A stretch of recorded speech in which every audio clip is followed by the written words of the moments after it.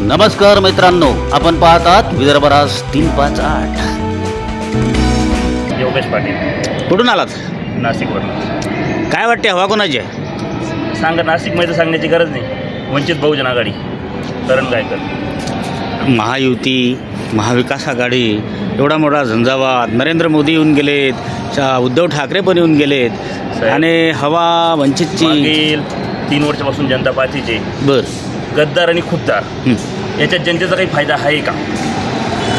की याला गद्दार म्हणते, त्याला खुद्दार म्हणते, याच्यापासून जनतेला काय फायदा आहे? आणि ज्यांनी घड्याळ स्थापन केलं तेच म्हणतात आता घड्याला मतदान करू. तुम्हाला काय वाटते, गद्दार कोण, खुद्दार कोण? आता त्याच्यापासून जनतेला काय फायदा? जनतेचं म्हणणं आहे आमचा गॅस सिलेंडर भाव कमी कधी होईल, आमच्या शेतीला हमी माल कधी भेटेल, त्यानंतर मराठ्यांना आरक्षण कधी भेटेल, आम्हाला रोजगार कधी उपलब्ध होईल, आमच्या सिटीत कुंभमेळा येणार आहे, त्यासाठी काय डेव्हलपमेंट होणार आहे, नाशिकची जनतेची इच्छा आहे. खुद्दार गद्दार याच्यात जनतेचा काय फायदा आहे हो? आता मोदीजी म्हणता 370 कलम बंद केला. आता तुम्ही सांगा, जर मला नाशिकमध्ये घर घ्यायची माझी अपघात नाही तर मी 370 जमीन घ्यायला जाणार आहे का? सर्वसाधारण जनतेला त्या 370 कलम काही फायदा आहे का? आता राम आहे, मी आध्यात्मिक आहे, राम माझ्या मनात आहे. जय श्रीराम. राम तुमचं काही स्वतःचं नाही, राम प्रत्येकाचं आहे, मनात आहे. फक्त जय श्रीराम म्हणून नाही चालत ना. जनतेला आज अहो जे 10-26 शेतकरीचं जे 450ला होतं ते 1600ला झालं हो. आणि जो आपला माल आहे त्याला भाव जो जिथला आहे तो तिथंच आहे ना. म्हणजे मोदींनी अयोध्येत राम मंदिर स्थापन केलं, म्हणजे बांधलं, तरी तुम्ही खुश नाही का? साहेब, मंदिर खुश आहे, पण फक्त त्याच्यावर हे नाही पाहिजे ना. राम हे आपला स्वाभिमान आहे, बरोबर. ते आपले हिंदू धर्माची शान आहे, पण फक्त राम मंदिर बांधून नाही चालत ना हो. आज बेरोजगारी कुठं गेली, सिलेंडरचा भाव कुठं गेला, शेतकरी तुम्ही जेव्हा कांदा शेतकरीचा येतो किंवा निर्यात, नंतर काय बंदी, तुमचं चाललं काय? बघा, शेतकरी सशक्त झाला ना तर हिंदू धर्म सशक्त होईल. कारण शेतकरी अशक्त झाला, धर्मसुद्धा अशक्त होईल. आता ज्यांनी गड्याळ स्थापन केलं ते म्हणता गड्याला मतदान करू नका. जनतेने कुठं भरोसा ठेवायचा? ज्यांच्या वडिलांनी बाण स्थापन केला ते म्हणता बाणला मतदान करू नका. मग जनतेने बघायचं कोणाकडे हो? त्यासाठी जनतेकडे पर्याय म्हणून, स्वाभिमानी नेता म्हणून जर पाहिलं आजच्या कंडिशनला तर श्रद्धेय प्रकाश आंबेडकर साहेबाजी. आणि त्यांनी असे काही उमेदवार निवडले आता जे चळवळीत काम करणारे, जसे की आता करणभाऊ गायकर झाले. 15 वर्षापासून ज्या माणसाने घरावर तुळशीपात्र ठेवून समाजासाठी, शेतकऱ्यांसाठी, बहुजनांसाठी. आपण हिंदुत्ववादी विचारसरणीचे दिसता हो, मला सांगा.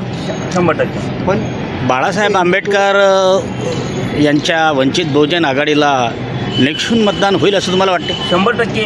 अहो, जनतेला हिंदुत्व हे आपल्या घरात आणि मनात पाहिजे, हे दाखवण्यात नको पाहिजे. कारण हिंदुत्व हा गर्व आहे, पण हिंदुत्वापासून तुमचं रोजीन करणार आहे ना. तुम्ही प्रश्न केला साहेब, तुम्ही एक प्रश्न केला ना, आम्ही हिंदुत्ववादी. मी स्वतः आहे, माझ्याकडे 200 गाई आज, माझी स्वतःची गोशाळा आहे.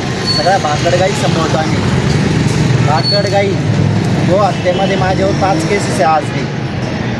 मी म्हणतो समोरच्या पक्षावाल्यांना माझं जाहीर आव्हान आहे हिंदुत्वावरती. जे बोलता ना हिंदुत्वावर मतं मागताय ना, त्यांना म्हणा माझ्यासमोर या तुमच्यावर गो हत्येचे किती केसेस विचारा आणि गाई वाचवल्या ते विचारा पहिले. आता तुम्ही म्हणता हिंदुत्व, जरी हिंदुत्वादी पक्ष आहे त्याला आम्ही मान्य करतो, तुम्ही हिंदुत्वादी. तर नाशिकमध्ये महामंडलेश्वर शांतिगिरी महाराज संन्यासी साधू ज्या टायमाला या हिंदुत्वादी सरकारकडे अपेक्षा करतो, त्या 4 वेळांची भेट घेतली, तर हिंदुत्वादी सरकारने हिंदुत्वादी माणसाला का नाही तिकीट दिलं ते त्यांनी डिक्लेअर करावं. आणि करण गायकरांमागं नाशिकची जनता काय सर्वसाधारण.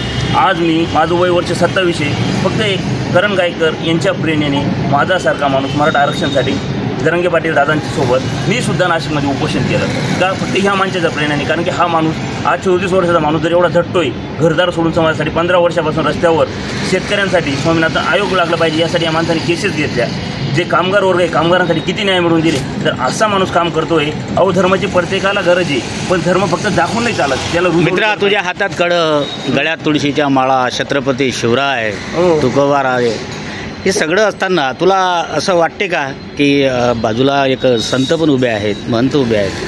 बरोबर ना, संत आहेत, गुरु आहे माझे ते. जे कडं बोलले तुम्ही ते माझे गुरु आहे, पण गुरु हे माझे आध्यात्मिक त्या ठिकाणी. कारण की राजकीय जर मला पाहायचं आहे, जर आज माझ्या समाजाचा किंवा जो 12 बोलू ते 18 पकडता त्यांचा जर फायदा होईल, तो जो नाशिकमध्ये खासदार उभी फक्त करणभाऊ गायकरच करू शकतात.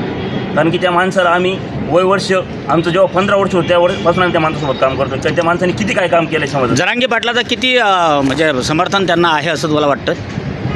100%. कारण की जरांगे दादांचा जो मोर्चा चालू झाला नाशिकमधून या महाराष्ट्रामध्ये, करण गायकर यांनी कुठलंही असं ठिकाण सोडलं नाही की जरांगे पाटलांसोबत बिझनेस होईल. प्रत्येक गाव घरोघरी खेडेपाड्यात जाऊन समाजाला जागरूक केलं की आपण समाजाने उभं राहिलं पाहिजे, पाटलांमागं थांबलं पाहिजे.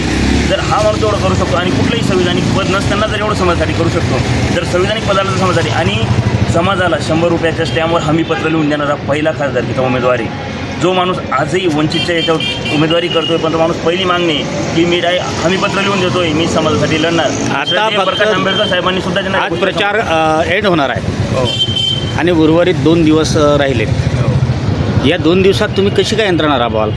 अहो, यंत्रणा राबवायची गरजच नाही, कारण की या आताच्या लोकांना प्रचार करावा लागतो. ज्या माणसाने 15 वर्षापासून जनतेत जाऊन प्रचार कामं केले जनतेचे, कारण की जनता जे आता खासदार आहे यांनी 10 वर्षात राहिले, यांनी एकतरी प्रश्न मांडला सभागृहात मराठा आरक्षणचा असो या शेतकऱ्यांबद्दल, आणि जे माजी आमदार आहे त्यांनी एकतरी क्लिप मांडली समाजाबद्दल की मराठा समाजाला आरक्षण भेटलं पाहिजे. अहो, जो माणूस त्याच्या हमीपत्रावर 50% आत मराठा समाजाला आरक्षण मिळलं पाहिजे असं 100 रुपयाच्या बॉन्ड पेपरवर लिहून देतो, हा असा पहिला उमेदवार आहे. त्याच्यामुळे समाज जागरूक आहे की कोण आपल्यासाठी लढू शकतं आणि कोण नाही लढू शकत. म्हणजे एकंदरीत नाशिक लोकसभा गायकर जिंकेल असं तुम्हाला म्हणायचं? 100%. कारण की शिवशक्ती आणि भीमशक्ती एकत्र आहे आता. कारण की वंचित बहुजन आघाडी, छावा संघटना आणि सर्वसाधारण आरक्षणापासून जो वंचित मराठा समाज आहे, हा सर्व करणभाऊ गायकर यांच्यासोबत आहे.